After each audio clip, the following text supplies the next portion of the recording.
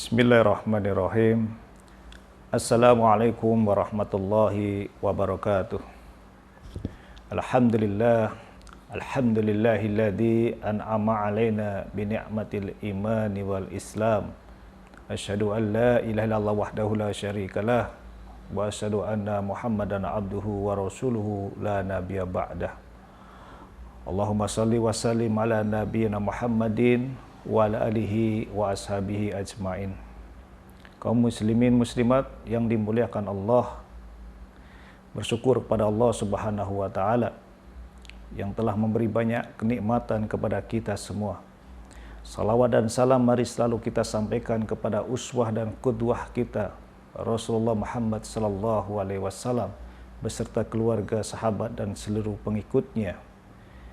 Kaum muslimin yang berbahagia, satu kewajiban yang kita jalankan di bulan Ramadan adalah ibadah siam.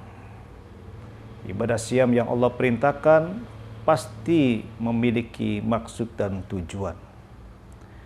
Dan kita mengutip di dalam surat Al-Baqarah 185 di ayat yang terakhirnya Allah menyatakan walitukmilul iddata walitukabbirullaha ala ma hadakum wa la'allakum tashkurun, bahwa dan kita diperintah untuk menyempurnakan bilangan jumlah puasa.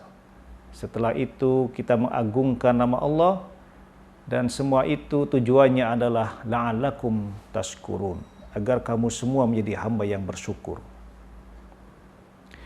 Perintah Allah kepada kita untuk bersyukur adalah perintah yang sangat penting sekali. Sekalipun kita sering mendengar ajakan untuk bersyukur di setiap kesempatan, di setiap pembicara, mubalik, kiai, khotib, ataupun penceramah senantiasa mengajak kita bersyukur. Namun perintah ini seakan-akan dianggap biasa saja bagi yang tidak memahaminya. Padahal di dalam Al-Quran Allah menyatakan kata syukur sebanyak 75 kali. Ini mengandung makna bahwa sesungguhnya bersyukur adalah sesuatu yang sangat penting. Termasuk dalam kehidupan sehari-hari. Pribadi Rasulullah SAW teladan kita. Beliau menunjukkan bahwa kehidupannya tidak pernah lepas dari rasa syukur kepada Allah. Ini dibuktikan dengan riwayat dari istri beliau Aisyah yang menyatakan bahwa kana Nabiyyu sallallahu alaihi wasallam idza atallahu amra yassarahu qala alhamdulillahilladzi bi ni'mati tatimus shalihat. Adalah Nabi sallallahu alaihi wasallam jika dihadapkan dengan sebuah perkara yang mudah menyenangkan baginya, maka beliau mengatakan alhamdulillahilladzi bi ni'mati tatimus shalihat. Segala puji bagi Allah yang dengan kenikmatan darinya kebaikan-kebaikan menjadi sempurna. Wa idza atalla amra yakrahu qala alhamdulillah ala kulli hal. Dan jika beliau Nabi kita Muhammad sallallahu alaihi wasallam dihadapkan dengan sesuatu yang beliau tidak mensukai, yang beliau membencinya, maka beliau mengatakan alhamdulillah ala kulli hal. Segala puji bagi Allah atas segala keadaan. Kaum muslimin muslimat yang dimuliakan Allah, dari hal ini kita bisa mengambil pelajaran penting bahwa Rasulullah SAW mengajarkan kepada kita untuk selalu memiliki positive thinking, selalu berpikir positif, positive feeling, memiliki perasaan yang positif, dan juga positive talking, yaitu senantiasa berbicara dengan hal-hal yang positif. Apapun keadaan yang dialaminya, senantiasa berpikir positif, memuji Allah Subhanahu wa taala sebagai tanda rasa syukur kepadanya. Dan ini ternyata tidak mudah.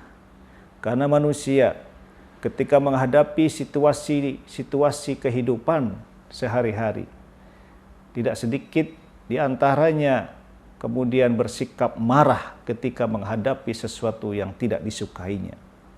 Tidak ridho, tidak rela, tidak menerima apa yang Allah berikan dalam bentuk ujian ataupun musibah. Sehingga sikap marah ini harus dirubah untuk menjadi tingkat yang kedua, yaitu kita harus bersabar. Artinya, orang yang bersabar hakikatnya dia tidak suka dengan apa yang Allah ujikan pada dirinya, namun dia mampu mengendalikan diri dari pikiran dan ucapannya agar senantiasa berada di jalan yang diridai Allah. Maka orang sabar menerima apapun yang Allah berikan sebagai bentuk ujian yang Allah berikan.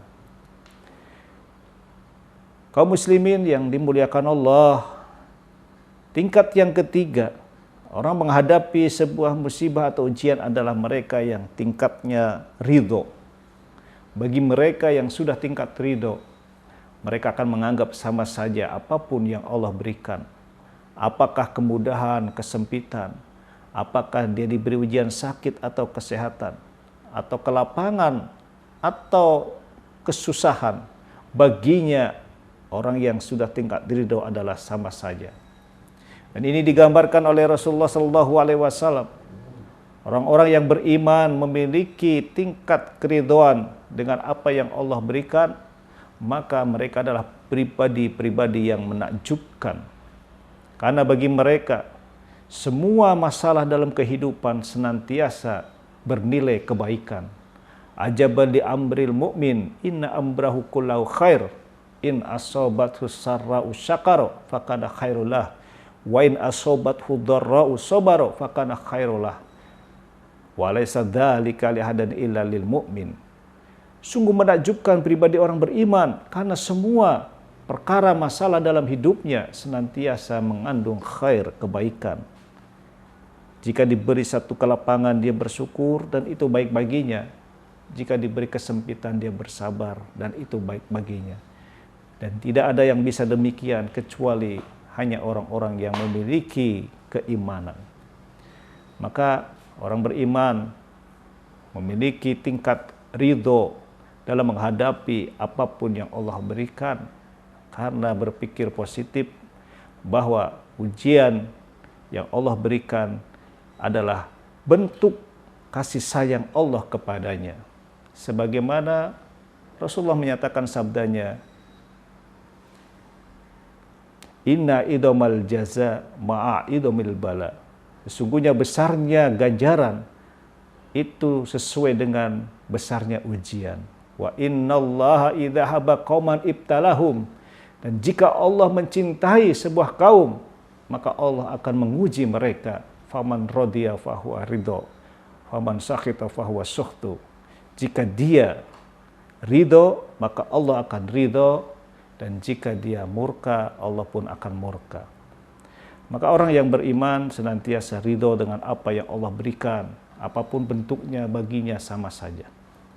Dan yang keempat, level yang paling tinggi mensikapi ujian kehidupan adalah mereka yang pada tahap syukur kepada Allah Subhanahu wa taala, bahwa hakikatnya apapun yang Allah berikan, dia tidak pernah lepas rasa syukurnya, sebagaimana dicontohkan oleh Rasulullah dengan ungkapan jika mendapat sesuatu yang menyenangkan, beliau mengungkapkan kalimat alhamdulillahilladzi bi ni'mati tatimus sholihat.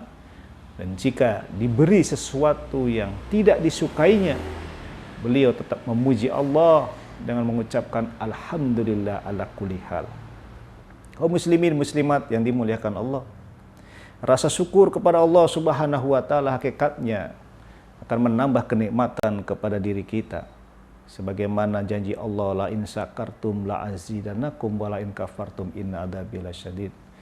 Dan bersyukur itu hakikatnya akan bermanfaat untuk diri kita sendiri. Wa may yashkur fa inna ma yashkuru li nafsihi wa man kafara fa innallaha ghaniyyun hamid.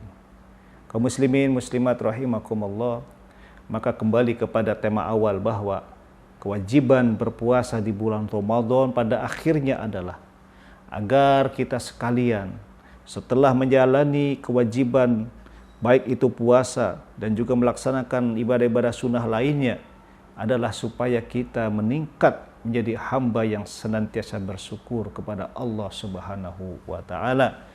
Dan inilah harapan yang paling Allah tekankan di dalam Al-Baqarah 185 dalam ayat-ayat berpuasa. Demikian pesan singkat pada kesempatan ini. Al-afu minkum, nasrun minallah wa fatun qarib. Assalamualaikum warahmatullahi wabarakatuh.